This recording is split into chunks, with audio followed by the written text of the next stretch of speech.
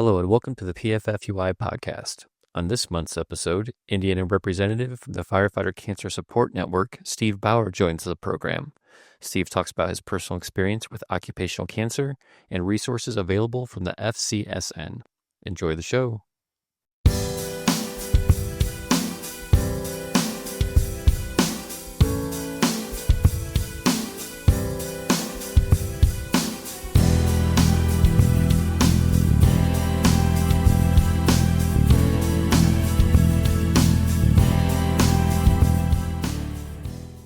Hello and welcome to the PFFUI podcast. My name is Eric Shoaib, and I'm joined today by President Tony Murray. Hey, Tony, how are things going today? Going pretty good today. How are you, Eric? I'm doing well, thank you. Excellent. Steve Bauer is with the Firefighter Cancer Support Network, and he is the representative for the state of Indiana. Steve is a former Westfield firefighter, and he is now retired. So, Steve, welcome here to the PFFUI podcast. Hello. Thank you for having me. Yeah, so welcome in, Steve. It's good to have you. Steve and I have known each other for a very long time, multiple decades. As Eric mentioned, Steve was a firefighter. He's now retired active member of Local 4416. And Steve and I worked together on the street back when I was a paramedic before I got in the fire service, and then in the fire service as well. Then when we actually formed Local 4416 20 years ago, in 2005, Steve, you were part of union leadership representing the brothers and sisters of Westfield, and throughout your career have been a strong advocate of this union, the PFFUI and the IFF. So it's good to have you, even now that you're retired, back helping out our brothers and sisters. And look forward to talking a little bit about this new role that you've just taken on with the Firefighter Cancer Support Network as Indiana's representative. And many of our members probably know that the IFF has a long relationship with the Firefighter Cancer Support Network. We're going to talk a little bit about that and some other things facing our members in the fire service all across this country and in Canada and around the world with regard to what we face with certain cancer diagnoses. But I'd like to get into it, if you don't mind. Yes, let's go. All right. So why don't you talk a little bit about your fire service history? I kind of came into the fire service because when I was a child, I liked to play with fire, and I actually burned myself. Shame on you. In a pretty bad way. I lived in Nora, and we were kids playing with fire, and I had a flammable liquid that got all over me, and actually Washington Township rolled in on the incident and took care of me. I remember asking these firemen, like, how bad is it? How bad is it? And I could see it in their eyes. Like, they kept telling me, you're going to be fine. You're going to be fine. You'll be home tomorrow. 4 months later, I was out of the hospital and recovered from that. And I also had two cousins that were retired members they were actually active members at Carmel. They're now retired. But those guys, along with the incident, the fire, and the way that Washington Township kind of came in and handled that scenario always stuck with me. You know, and I got involved with Westfield as a volunteer in 1994. I loved the work, you know, the tools, the job, everything. And then, you know, the nice thing about that is you love the work, but then you absolutely fall in love with the guys you work with because they're great. Mm-hmm. You know, we're fortunate to be in that line of work because you are with people that are like-minded and love the same job. But I got involved with Westfield as a volunteer in 1996. I got hired full-time. And then I jumped immediately into union business because I saw the future of it. Mm-hmm. It's a great organization, and Westfield was not organized at that time. I think Westfield organized, if my memory serves, the year 2000. Yeah. Yep. Yeah, we came in after everybody else. Mm-hmm. It was a rough go round. Like I remember, I think we went to the town council meeting and told them that we had organized, and I think they literally said, have fun with your boys club. And then things changed. Westfield's now a city and, part of Local 4416. And so you've had a long career and really was that experience as a young child, I think probably gave you gave you a different perspective and respect for the job of firefighter. Going further. Well, and I'll tell you, with being burned, you have a specific type of awareness. Like, you never want to be in that position again. So I was always, when we went into fires, I kind of had a hyper alertness because I absolutely wanted nothing to do with burns again. So it really kind of paid off in my career. It kept me safe. Yeah. So talking a little bit about the Firefighter Cancer Support Network. And for many, many years, our Indiana representative was Tim McDonald from IFD. And both while he was active on the job and then after he retired several years. But we've had a sort of gap since Tim left a little bit. I'm happy to welcome you into that as the representative for Indiana. And I just want to talk a little bit about, I know you've been undertaking a lot of history and updates and education about what the Firefighter Cancer Support Network is and does. Can you tell us a little bit about? So this organization was started by Michael Dubron in 2003. But prior to that, he was diagnosed with cancer. And I think he went through that experience. And I think he realized how tough that experience was. And after he got through that cancer, he wanted to develop a program that would help firefighters with this. So in 2005, I think the organization was established officially, and we've been in operation for 20 years. And I have to say, in my entire career, I never had any awareness of them. Quite honestly, after retirement, I contracted cancer, was diagnosed with cancer, and actually you sent me their toolbox. Mm-hmm. You requested them to send me a toolbox. Yeah. And the toolbox is essentially a filing system with a lot of helpful information with cancer. And after I got through my stuff, I really felt the need to volunteer with these guys, and they had a need for a state director, and I jumped in, and there's so much to learn in this industry. It's from cancer to cancer. The information it's a lot to take on. And right now I'm going through a lot of training, but essentially what they do is they offer mentoring for people that are going through cancer. They offer a toolbox for people that are going through it. And it's completely a volunteer organization. Nobody draws a paycheck from this organization. Every dime that we bring in goes to research and providing firemen with toolboxes and mentoring and things that they need. Yeah. They're involved in every major study with firefighters and cancer. Yeah, that's amazing. I know that we've had a lot of interaction with the leadership of the Cancer Support Network at many of the meetings that we attend on the state level and throughout the United States and Canada. And they've always been a true, I think, partner, for the IFF and our IFF members, and have a presence that at conventions and conferences to really educate, I think, our members and their existence and what they do. And for you mentioned that you are a cancer survivor. And I want to talk a little bit about that, but it seems to me, not to put words in your mouth, but perhaps that's the greatest inspiration to inspire you to get involved. Oh, yeah. Is your own diagnosis. And let's just talk a little bit about, your diagnosis as a cancer patient. I left the department in 2021, and during 2023, I was having some health problems, and I really want to talk about the importance of having a good doctor while we're doing this.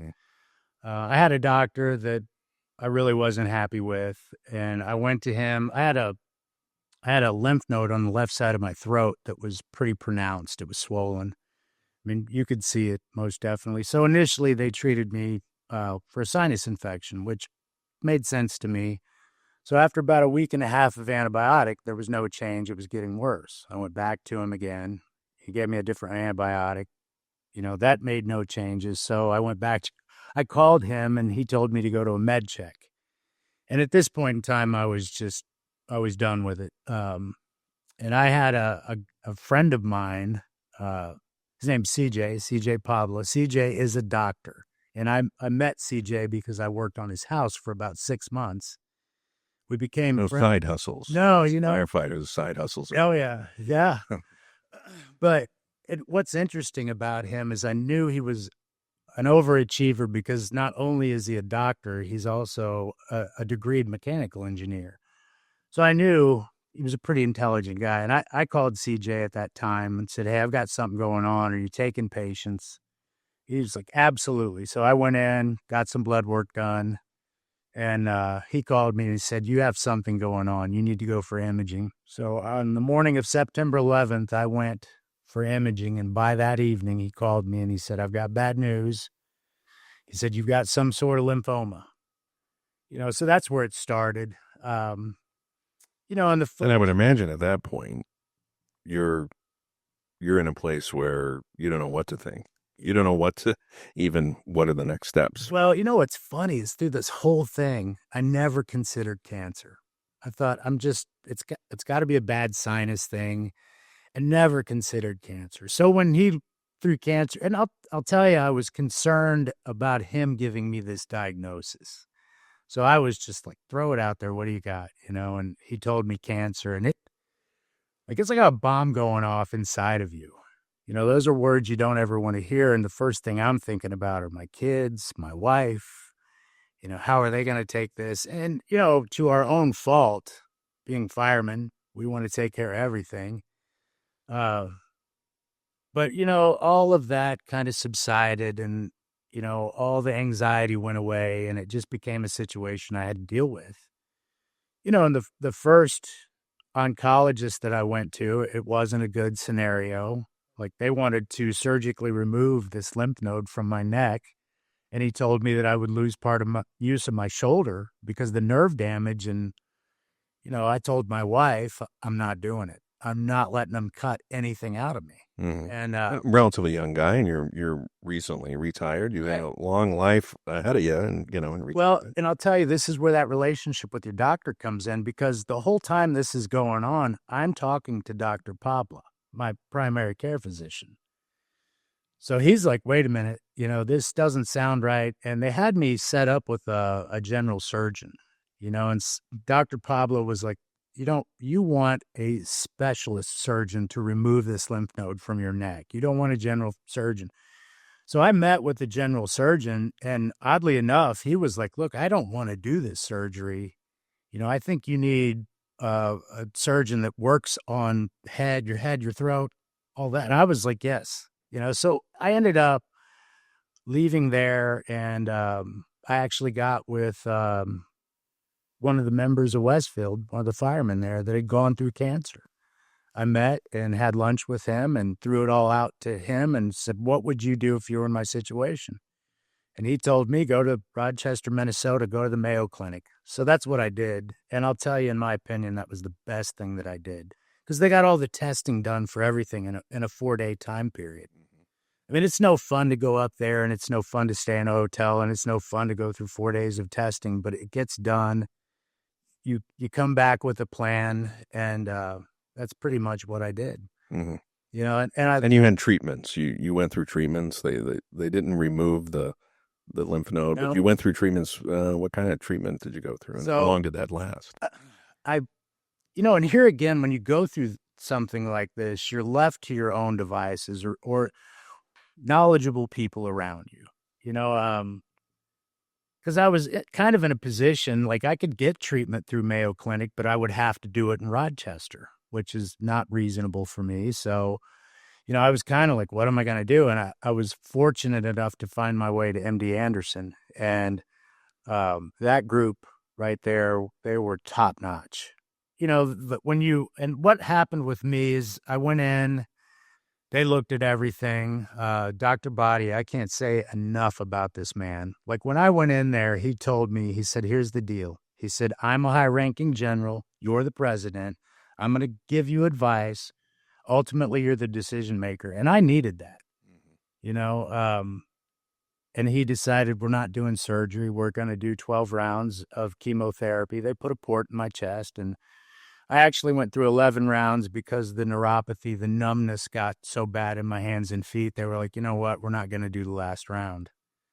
And I'm about 10 months outside of treatment today. And I've had a visit with them. I've got some imaging coming up in 3 months, but going through this, I went to the extremes about fitness and sleep and health. And You are an extreme guy. I've known you for a long time. Yeah. You do. There's no holds barred. No, you go to the wall.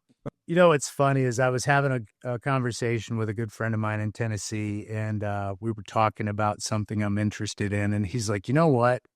He said, when you get involved in things, you get right to the marrow. You get right to the center of it. And it's no different with this. At one point during this journey, was it revealed to you that this was direct related to your occupation as a firefighter? In the beginning, it was something I never considered. And it really didn't dawn on me for a while. And then I started digging into it. And I started looking at all the presumptive cancers that are out there. And I think at the time, I don't know if Hodgkin's lymphoma was considered an occupational cancer for firefighters, but I believe it is today. But it wasn't probably until a month that I started thinking about the profession. I started thinking about the gear. I started thinking about how I operated after fires, and there's a lot to change out there. Mm-hmm. We have some problems in Indiana, for sure. Yeah. We have some processes that we need to change to make sure that the guys, do not get contaminated with the carcinogens that are causing cancer. Yeah. So, what is the, your experience obviously, provides you a very unique perspective. When you are now in this position as a representative, dealing with firefighters who get the diagnosis, what perspective do you give them? What do you do as the state director? We're going to provide some resources and things and the toolkit that you mentioned from the Firefighter Cancer Support Network. But what's the other piece of your role as you see it here in Indiana for firefighters? Well, I think education is going to be key. I mean, I really feel like personally getting in front of these recruits, as we hire new people into this profession, if we can establish new habits, and it's. What do those habits look like? Well, I mean, when I look back to when we operated a fire, we would come back and we'd get our truck in service and we'd probably sit down and eat dinner or shower later. But, now today's standards is shower within the hour, and when you're, working on cleaning hose and getting your tools together, you probably should be wearing gloves. Mm-hmm. Really what they're calling for now is, let's say an engine comes back to the fire station to get their truck in service. There's always been focus on getting that equipment in service and ready to go. Yeah, so you can mark back in. Right. The next call. Right. Yeah. And I understand that, but there also needs to put a big emphasis on making sure that ourselves are ready. So, the standards now, FCSN, Firefighter Cancer Support Network, if you go to their website, they have a lot of information on their website. They have published studies on their website. They have all kinds of learning material. You could donate money, you could request resources, but they have a program called Doing It Right. And it's a program that they developed post-fire.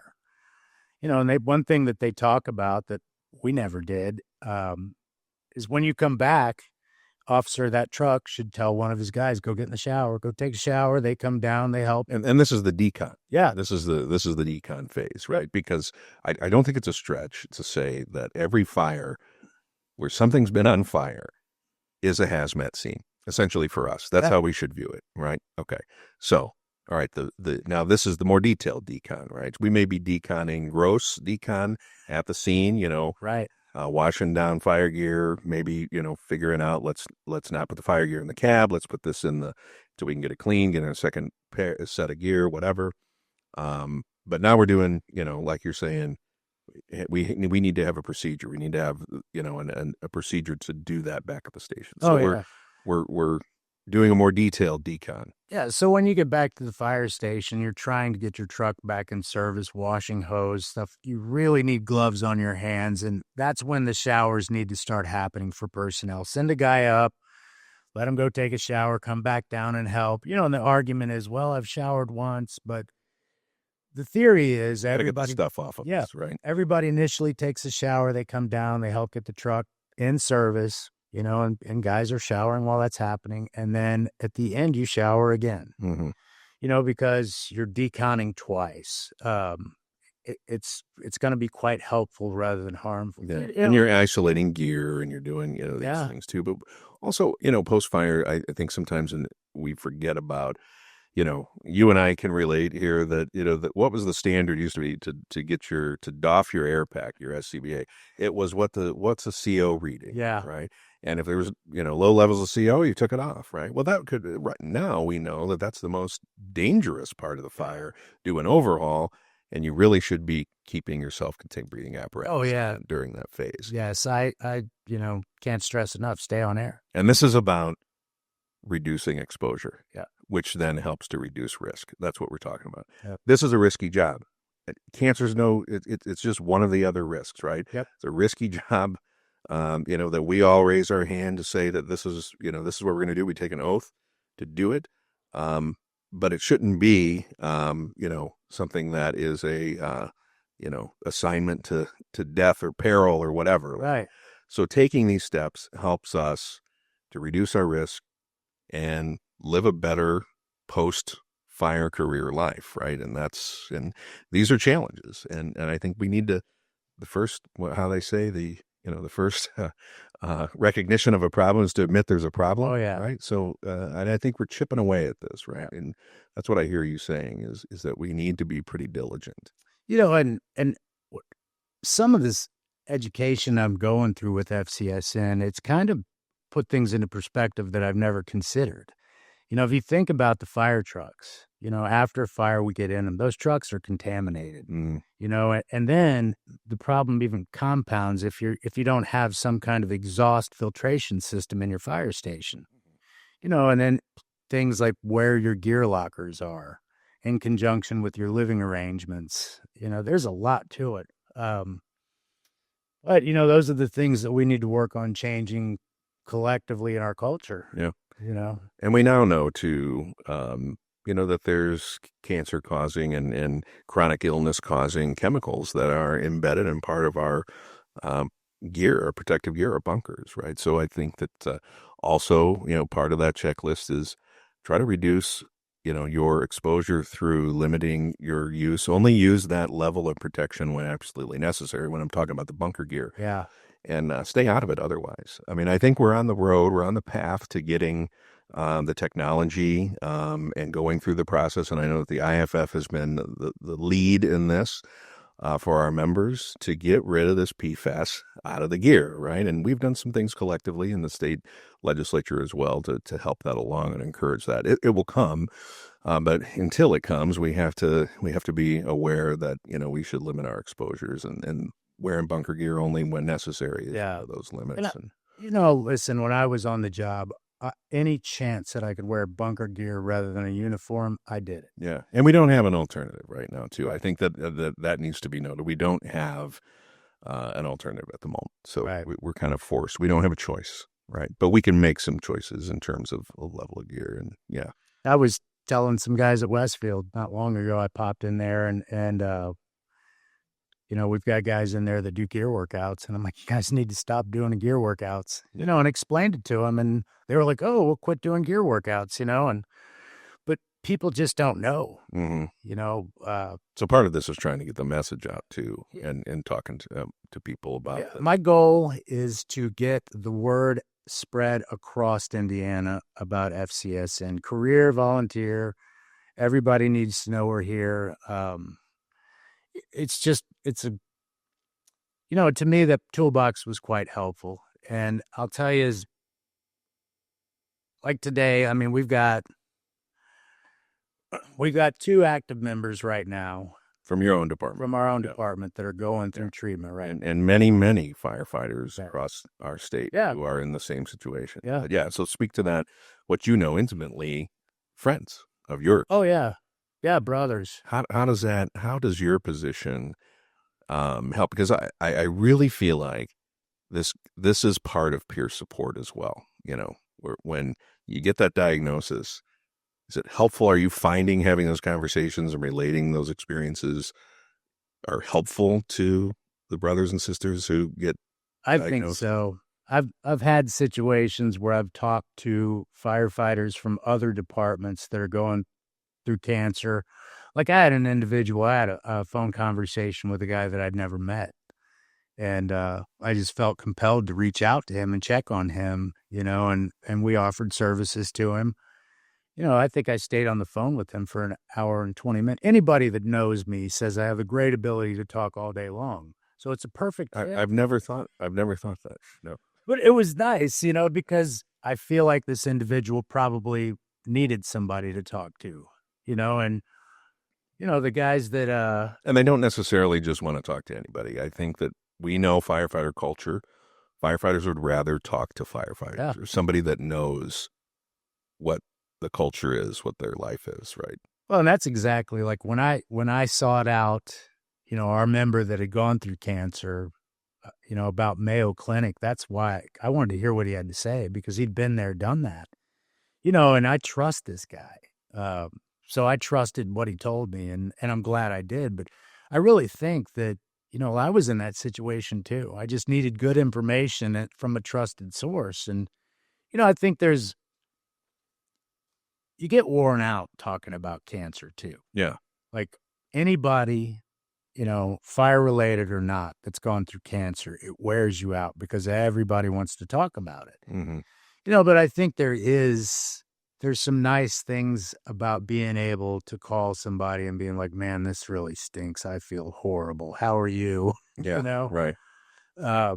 So when we're talking about reaching out, so if a member gets a diagnosis, but I will also add my knowledge of the Cancer Support Network too, is that it's if you have a member of your family, whether it be a spouse or a child, relative, whatever, these resources are also available to that firefighter who may not have a cancer diagnosis as herself, but somebody that is in their family. So that's true.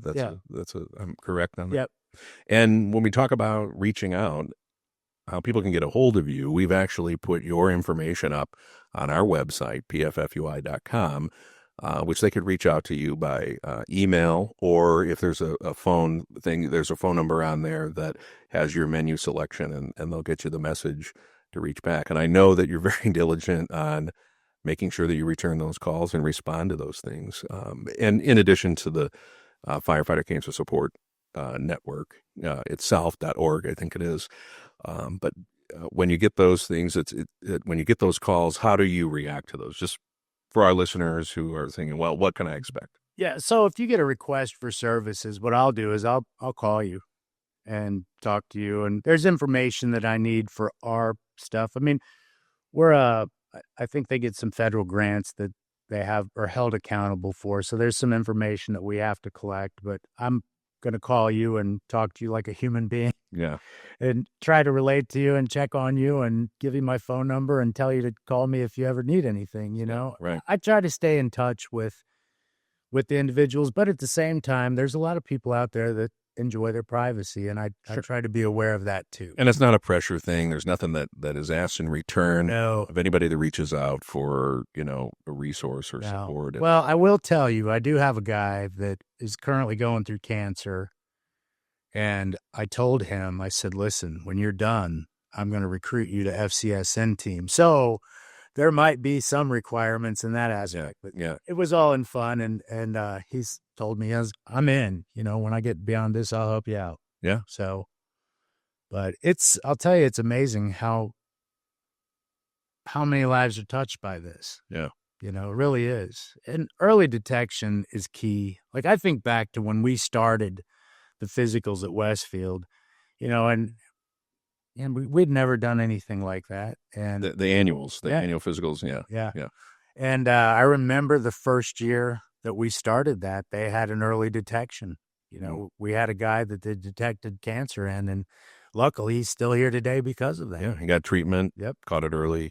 Stayed on the job. Yeah. Right, if I Yeah. remember. And then retired and is living a retiree life. I talk to him frequently. He's doing well. So let's talk a little bit about that. So you had mentioned that, you just sort of in your awareness of your own, body, you detected that there was something wrong. You had, a bump or something, or you detected that there was a growth. We're talking a lot and we're doing a lot now in sort of changing the mind frame and expanding those annual, wellness exams. And we've changed, I think, the culture to accept that a little bit, to pay attention to, our blood chemistry and, treat things if it's, high blood pressure, high cholesterol, whatever that makes us more at risk for cardiovascular disease, because we are in this profession. That's science. That's the medical community. That's not me making that up. And now, we have this cancer, which I think is a scourge that we have to deal with. But we have really created a lot of conversation and forums and taken action about early screening, because I think that it truly matters. In the example, both of yourself and other people that we know, that if we can detect cancer early before there's symptoms, and oftentimes there's no symptoms that could be detected, but doing things like, whether that be blood work, there's, things out there now, tests out there now, or scans that are coupled with the annual physicals. This puts us in a better position to detect those cancers early before they're symptomatic and get treatment. And what that leads to is better outcomes. And a better outcome is life. Yeah. So I think that we're doing some things in the fire service to address this and kind of promote this. But also, while you're here, you've talked to me about changing your lifestyle. Oh yeah. After cancer. Yeah. Can you just touch on that a little? Oh yeah. And I know you won't be preachy. You're just going to tell it like it is, right? But yeah. So how have you changed that? Well, I mean, when I got sick, something wasn't right. I had this persistent cough and I just felt rough all the time. And then once we figured out what it was, the cancer, and went through treatment, really all that started before treatment. Like one of the first things that I did was cut sugar completely out. Processed foods, gone. Sugar's gone. I'll never drink alcohol in my life again because it eventually turns to cancer. So what we're doing now is we buy all organic meat. We buy our meat from Tyner Pond Farms here in Indiana. It's grass-fed, grass-finished. We went out, checked their farm. No plug. That wasn't a plug. No, okay. But I'll tell you what's crazy, though, is how many people, like, where did you find that? Who are they? I mean, so there's people always asking, because I get into all kinds of conversations about food and nutrition, and so people are always asking, where did you buy? But like I said, the clean meat, we buy organic meat. We buy organic vegetables. I eat no processed anything, no sugars, no sweet anything. And most days I'm in the gym twice a day. The chemotherapy, it grinds you down. And I lost a lot of muscle mass because of that. And I just felt like I was on the edge of death. And I didn't like the way that I felt. So I took things to the extremes. And I focus on sleep. That's a huge thing. Mm-hmm. And talk a lot about that in peer support. Yeah. Resiliency, right? In a lot of these discussions, and particularly now, this is a topic in the fire services, because our sleep as firefighters and shift workers is abysmal, right? We just don't get the required sleep. Yeah. Matter of fact, I feel like if you're not training or if you don't have something pressing to do and you want to go take a nap, you should be able to do that. Yeah. Because I'll tell you, I monitor my sleep. I have a fitness watch that monitors my sleep, and I pay attention to how much sleep I get, how much deep sleep, REM sleep, and I pay attention to that. And when you drink alcohol, unfortunately, that throws your sleep off. One beverage will throw your sleep off, and then it also throws your gut biome off. And then throw that in with, irregular sleeping habit. It's just a mixture for a bad situation. Yeah. So, and I'm going to put you on the spot here. You told me in a previous discussion that you changed your habits and you changed what you eat and you changed your lifestyle. Because why? Do you remember what you said to me? Drawing a blank. Well, because I think, and because you said, I'm never going through this again. Oh, no, never. I'm not going to do this again. Never. It is. And So the listen, cancer treatment, that's what you're talking I about. think what I told you specifically, it was the worst thing I'd ever been through. Yeah. And I've been through a lot of things, but yeah, I will do whatever it takes to not go back through chemotherapy. I mean, it was like today I have a finger on my left hand that's numb. I have fingertips on my right hands that are numb. My feet are probably 60% numb. And that really changes things, like getting on a boat, anything that has to do with balance, like getting up in a dark room, because your balance now, my feet are numb, everything visually I balance. And I'm taking a lot of supplements that hopefully this will all come back, but it takes time, but chemotherapy was the worst. So, Steve, I can't thank you enough for being on the podcast today. I know that you are a true fan of this PFFUI podcast, as you told me. I am. I appreciate you sharing your experience. More than anything, I appreciate you stepping up to this role. There was a vacancy for a state director of the Firefighter Cancer Support Network. But more than that, there's an absolute need as our members receive this news too often. So there's a need for this, and I appreciate you dedicating yourself to the brothers and sisters in Indiana in the fire service. So I'd offer you any parting thoughts? Well, I want to let you know that it is my intent. Right now I'm going through a lot of education with them, but it is my intent to get out to the fire stations, talk to firemen, talk to recruit classes, raise awareness to what's going on. Mm-hmm. And I would say that, if you're dealing with any health issues, make sure that you have a good doctor, someone that you trust, somebody that has a partnership in decision-making with you for what's best for you. I think a lot of times we just trust a doctor, and if I would have trusted the first oncologist that wanted to do a surgery, where would I be today? Yeah. I'm glad I made that decision to go a different direction, and don't be afraid to do that. Yeah. I think that's something that people need to hear, and if you need anything, contact the Firefighter Support Network, get a hold of me. You have any questions, anything, any way we could help you out, we're here.